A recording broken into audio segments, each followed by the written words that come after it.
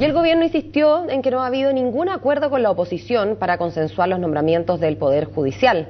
Para analizar esta noticia vamos a tomar contacto con Nivaldo Mochiati desde Radio Bio Bio. ¿Cómo estás, Nivaldo? Buenos días.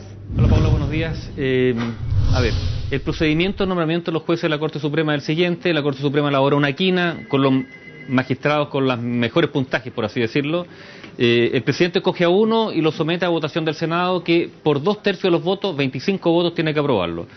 La situación ha sido muy compleja porque el procedimiento no es malo, digámoslo. No es malo que el Senado tenga que ratificar esta propuesta para que el nuevo miembro de la Corte Suprema sea, por así decirlo, fruto de un consenso amplio de las fuerzas políticas.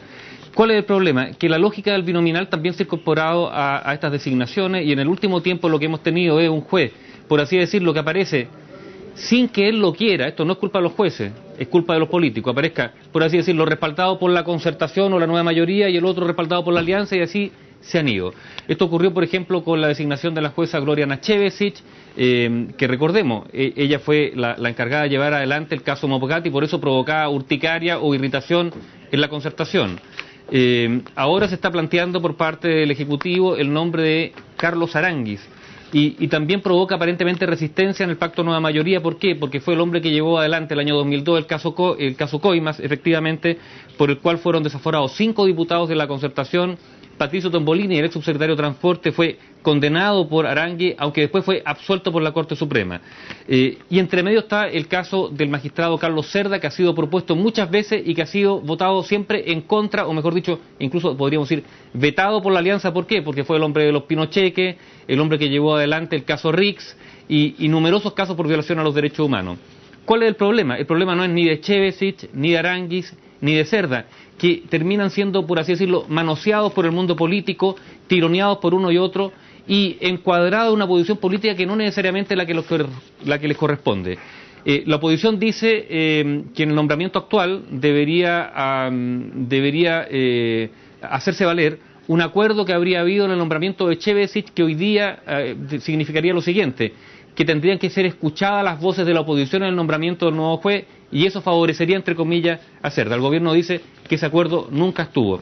El problema de fondo es el siguiente, que con este tira y afloja entre el mundo político se politiza la designación absolutamente de los magistrados de la Corte Suprema, se politiza por lo tanto la Corte Suprema y se politiza la justicia, y por lo tanto es inevitable que, si esto persiste, se acreciente la sospecha, o se genere la sospecha, de que los magistrados finalmente no son independientes políticamente, y que a la hora de fallar casos que tengan algún tipo de connotación política, lo van a hacer de acuerdo a qué fuerza finalmente lo llevó a la Corte Suprema con el respaldo en el Senado. Esto es muy grave. Yo insistía, el procedimiento no es malo, pero podría malearse, y yo creo que con estos tironeos el procedimiento de designación de los jueces de la Corte Suprema se está maleando. ¿Por qué? Porque una vez más los políticos, aparentemente, creen tener la decisión sobre demasiadas cosas.